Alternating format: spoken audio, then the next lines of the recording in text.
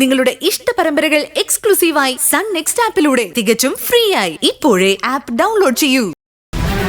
അറം പറ്റുന്ന ചില വാക്കുകളും അങ്കിള് പറഞ്ഞു. ഇതിപ്പം ഇങ്ങനൊരവസ്ഥയില് ജയ് ഇല്ലാത്തത് പറയൂ മോനെ. ഈ സാഹചര്യത്തില് മോനൊന്ന് പോയി അച്ഛനെ കാണ. അങ്ങനെയെങ്കിലും ആ പരിഭവം അങ്ങ് മാറട്ടെ. ഇക്കാര്യത്തിൽ എന്റെ തീരുമാനത്തിൽ ഒരു മാറ്റവും ഇല്ല ആന്റി. എന്റെ അമ്മ എനിക്കല്ലേ അറിയൂ. സൂര്യ, ഭാവന, ഞാൻ എന്തായാലും ഇല്ല.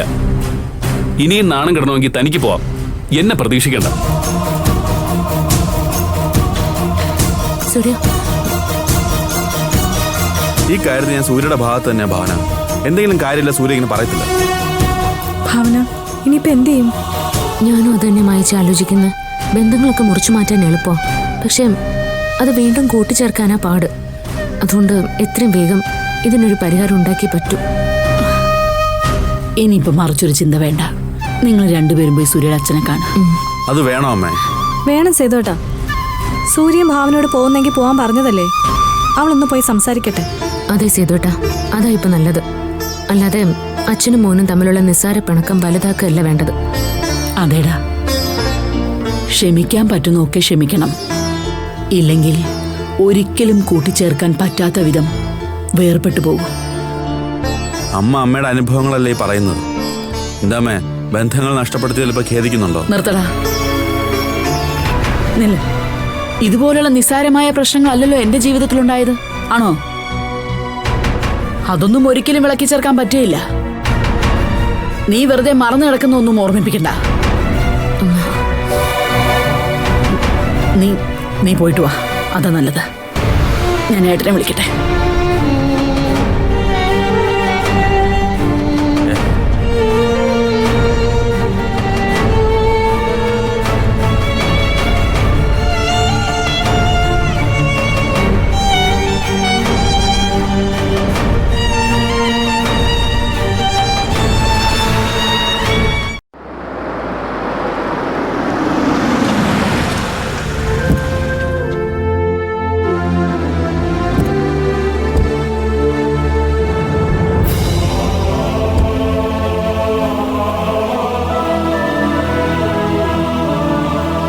ഇങ്ങനൊരു സംഭവം നടന്നിട്ട് നീ എങ്കിലും ഇന്നലെ വിളിച്ച് പറയണ്ടായിരുന്നോ?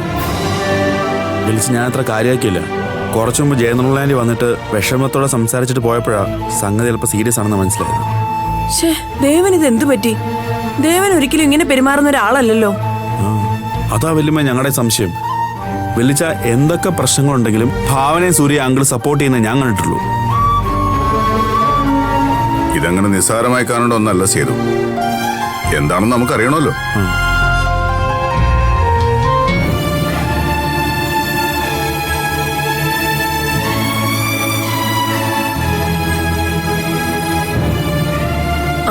മോളെ, എന്താ മോളെ? ഞാൻ അവിടുന്ന് ഇങ്ങോട്ട് വന്നതിന്റെ ഇടയ്ക്ക് എന്താ ഉണ്ടായത്? വല്യമ്മേ, ആ അജയനാണ് അവിടുന്ന് തന്ത്രപൂർവ്വം ഒഴിവാക്കിയതെന്ന് സൂര്യ അറിഞ്ഞു. എന്ന് അവനോട് ആര് പറഞ്ഞു? അതാ വല്യമ്മേ സത്യം. പല്ലവിയാ സൂര്യോട് ഇത് പറഞ്ഞത്.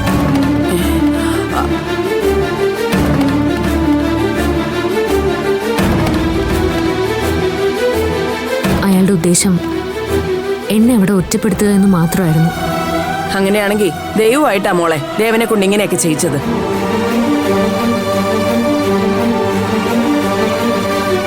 നിന്നെ അവിടെ വിട്ടിട്ട് വന്നതില് ഞാൻ എത്രമാത്രം വിഷമിച്ചു എന്നറിയാവോ?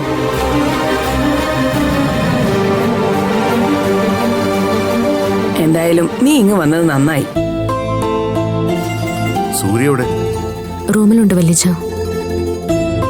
അങ്കിൾ അങ്ങനെ പെരുമാറിയതിന്റെ വിഷമത്തിലാ സൂര്യ.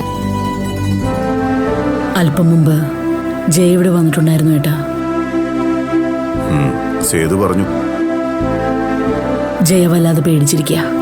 അത്രമാത്രം പ്രശ്നം ഇന്നലെ അവിടെ ഉണ്ടായെന്ന്. അങ്ങനെയാണെങ്കിൽ ഇതിനു പിന്നിൽ മറ്റെന്തോ കാരണം കാണും ഗായത്രി. അതാ വല്ലിച്ച എന്റെയും സംശയം. വല്യമ്മ അവിടെ നിന്ന് ഒഴിവാക്കിയതിനെ സൂര്യ ചോദ്യം ചെയ്തതായിരുന്നു തുടക്കം. പെട്ടെന്നാ അങ്കിള് വയലന്റ് ആയതും ഞങ്ങളോട് ഇറങ്ങിപ്പോവാൻ പറഞ്ഞതും. അപ്പൊ ഉറപ്പായിട്ടും മറ്റെന്തോ കാര്യമുണ്ട് ഏട്ടാ. അല്ലെങ്കിൽ ഒരിക്കലും ഇങ്ങനെ സംഭവിക്കില്ല. വിളിച്ചിന് അങ്കിളിനോടും സംസാരിച്ച് ഈ പ്രശ്നത്തിന് പരിഹാരം ഉണ്ടാക്കണം. അതെ ഏട്ടാ, ഇല്ലെങ്കിൽ പിന്നെ ഈ പ്രശ്നം വലുതാകത്തേ ഉള്ളൂ. ഇതിന്റെ പേരില് അങ്കിൾ ഇന്നലെ മദ്യപിക്കുകയും ചെയ്തു വല്ലിച്ച. ഈശ്വര, ഞാൻ എന്തൊക്കെയാ കേൾക്കുന്നത്? മനസ്സിന്റെ നിയന്ത്രണം വിട്ടാൽ ആരാണെങ്കിലും കുടിച്ചു പോകുമില്ലേ? ആ, അത് നിനക്ക്. ദേവനൊന്നും ഒരിക്കലും മദ്യപിക്കാൻ സാധ്യതയില്ലാത്ത ആളാ. പപ്പേട്ട, ഇതിലെന്തോ ഗൗരവമായിട്ടുള്ള വിഷയമുണ്ട്. എനിക്കും അങ്ങനെ തന്നെയാ തോന്നുന്ന വല്ലിച്ച. ഏട്ടാ, ഏട്ടൻ തന്നെ സൂര്യയുടെ അച്ഛനെ ഒന്ന് വിളിച്ച് സംസാരിക്കുക. അതിനാ നിങ്ങളോട് ഇങ്ങോട്ട് വരാൻ പറഞ്ഞത്. അതിനു മുമ്പ് എനിക്ക് സൂര്യയോടൊന്ന് സംസാരിക്കണം. ഏയ്, അതിപ്പോ വേണ്ട വല്ലിച്ച. സൂര്യയോട് സംസാരിച്ച അങ്കിളിനോട് സംസാരിക്കണ്ടെന്നേ പറയൂ. അത്രയ്ക്ക് വാശിയില്ല സൂര്യ. അത് പിന്നെ കാണാതിരിക്കോ? ഒരു കാരണവുമില്ലാതെ വീട്ടിൽ നിന്നൊക്കെ ഇറക്കി വിടുക എന്ന് പറഞ്ഞ നിസ്സാര കാര്യമാണോ? എന്നാലും ദേവൻ എന്താ ഇങ്ങനെയെന്നാ മനസ്സിലാവാത്തെ? വെളിച്ചൻ ഇപ്പൊ തന്നെ അങ്കിളിനെ ഒന്ന് വിളിച്ച് സംസാരിക്കുക. ഫോണിൽ വിളിച്ച് സംസാരിക്കുന്നതിനെക്കാട്ടും നല്ലത് നേരിട്ട് കാണുന്നതാ വല്ലിച്ച. അതെ അതെ, അത് തന്നെയാ നല്ലത്.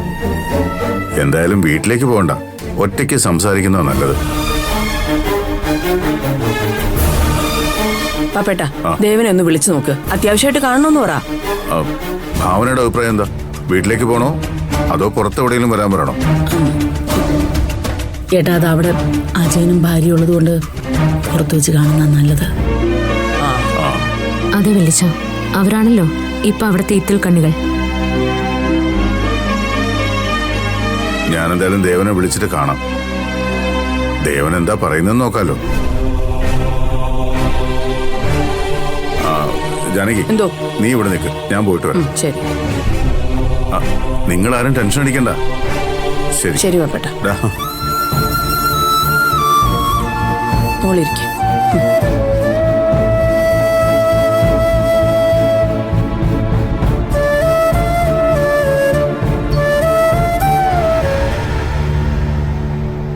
ജയ എവിടെ പോയെന്ന് മോളോട് പറഞ്ഞില്ലേ? ഇല്ലങ്ങളെ, ഞാനും ഇപ്പോഴാ അറിഞ്ഞത്.